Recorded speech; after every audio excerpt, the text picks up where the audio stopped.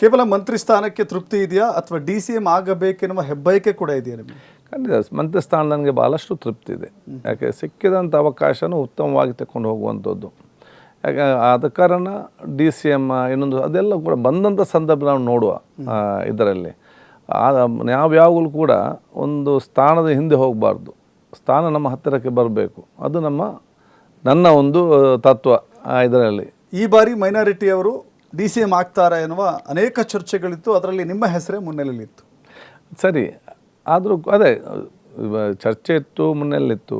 ಆದರೆ ಇವತ್ತು ಕಾಂಗ್ರೆಸ್ ಪಕ್ಷ ಯಾರನ್ನು ಕೂಡ ಮಾಡಿದರೂ ಕೂಡ ಆ ಎಲ್ಲ ಮುಖ್ಯಮಂತ್ರಿ ಇರಲಿ, ಉಪಮುಖ್ಯಮಂತ್ರಿ ಇರಲಿ, ಎಲ್ಲರ ಪರವಾಗಿ ಇವತ್ತು ಕೆಲಸ ಮಾಡುವವರು.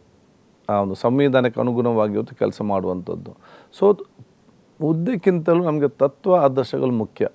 ಸೊ ಪಕ್ಷ ತತ್ವ ಆದರ್ಶದಲ್ಲಿ ಇವತ್ತು ಮುಖ್ಯಮಂತ್ರಿ ಇದ್ದಾರೆ, ಹಿರಿಯರಾಗಿರುವಂಥ ಪರಮೇಶ್ವರನ ಉಪಮುಖ್ಯಮಂತ್ರಿ ಮಾಡಿದ್ದಾರೆ. ಅದು ನಮಗೆಲ್ಲರಿಗೂ ಕೂಡ ಗೌರವ ಇದೆ. ಅದರಲ್ಲಿ ಅಲ್ಪಸಂಖ್ಯಾತವ್ರಿಗೆ ಗೌರವ ಇದೆ, ಹಿಂದುಳಿದ ವರ್ಗದ ಗೌರವ ಇದೆ, ನಮಗೆ ದಲಿತರವ್ರಿಗೆ, ನಮ್ಮ ಕಮ್ಯುನಿಟಿಯವರಿಗಿದೆ.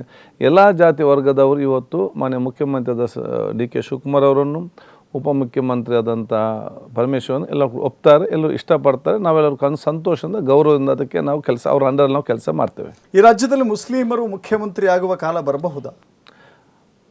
ನಮಗೆ ಕೊಟ್ಟಂಥ ಅವಕಾಶವನ್ನು ನಾವು ಸರಿಯಾಗಿ ಸದುಪಯೋಗ ಮಾಡಿಕೊಂಡು ಹಂತವಾಗಿ ಸರ್ವರ ಜನರ ವಿಶ್ವಾಸವನ್ನು ಗಳಿಸಿಕೊಂಡು ಹೋದಲ್ಲಿ ಈ ದೇಶದಲ್ಲಿ ಮತ್ತು ಈ ರಾಜ್ಯದಲ್ಲಿ ಸರ್ವರಿಗೂ ಕೂಡ ಅವಕಾಶ ಇದೆ ಅಂತೇಳಿ ಇತಿಹಾಸ ತೋರಿಸಿಕೊಟ್ಟಿದೆ.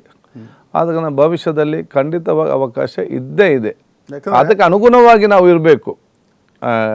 ಇದರಲ್ಲಿ ಅದಕ್ಕೆ ಅನುಗುಣವಾಗಿ ನಮ್ಮ ಕೆಲಸ ಕಾರ್ಯಗಳನ್ನ ಮಾಡಿಕೊಂಡು ಹೋದರೆ ಇಡೀ ರಾಜ್ಯದ ಅನೇಕ ಹಿರಿಯರಿದ್ದರು. ನಾವು ಜಾಫರ್ ಶರೀಫ್ ಅವರಿಂದ, ರೆಹಮಾನ್ ಖಾನ್ ಅವರಿಂದ ತೆಗೆದುಕೊಂಡ್ರೆ ಬಹಳ ದೊಡ್ಡ ಪಟ್ಟಿ ಇದೆ. ಆ ದೊಡ್ಡ ಪಟ್ಟಿಯಲ್ಲಿ ಅತ್ಯುನ್ನತ ಹುದ್ದೆಯನ್ನು ಅಲಂಕರಿಸಿದ್ದಾರೆ, ಬಟ್ ಮುಖ್ಯಮಂತ್ರಿ ಆಗಿಲ್ಲ ಅಂತ. ನೋಡಿ, ಯಾವುದು ಒಂದು ಹಂತಕ್ಕೆ ರೆಹಮಾನ್ ಖಾನ್ ಜಿಯವರನ್ನು ಈ ದೇಶದ ರಾಜ್ಯಸಭೆಯ ಇವತ್ತು ಉಪಾಧ್ಯಕ್ಷರಾಗಿ ಮಾಡಿ ಇವತ್ತು ಸದನ ನಡೆಸೋದು ಅವ್ರು ನಮ್ಗೆ ಗೊತ್ತಿದೆ. ಬಹುಶಃ ಇವತ್ತು ಅವರಿಗೆ ಎಲ್ಲ ರೀತಿಯಿಂದಲೂ ಕೂಡ ಒಂದು ವ್ಯಕ್ತಿಯನ್ನು ಗುರುತಿಸಿಕೊಂಡು ಅದು MLCಯಿಂದ ಹಿಡಿದು ರಾಜ್ಯಸಭಾ ತನಕ ಕೊನೆಗಳಿಗೆ ತನಕ ಇವತ್ತು ಉನ್ನತ ಸ್ಥಾನ ಕೊಟ್ಟಿದೆ. ಅದರ ಜೊತೆಯಲ್ಲಿ ಇವತ್ತು ಅವರ ಮಗನಿಗೆ ಕೂಡ ಇವತ್ತು ರಾಜ್ಯಸಭಾ ನೀಡಿದೆ. ಯಾಕೆ ಅವರ ಮಗಂತೆ ಅಲ್ಲ, ಮನ್ಸೂರ್ ಪಕ್ಷದ ನಿಷ್ಠಾವಂತ ಕಾರ್ಯಕರ್ತ ಮತ್ತು ಶ್ರಮಜೀವಿ ಮತ್ತು ಸರ್ವರಿಗೂ ಇಷ್ಟಪಡುವಂಥ ಒಬ್ಬ ನಾಯಕನಾಗಿದ್ದಾರೆ ಇದರಲ್ಲಿ. ಆದರೆ ಅವ್ರು ಎಲ್ಲಿಗೂ ಚುನಾವಣೆ ಅಂತ ಇರಲಿಲ್ಲ.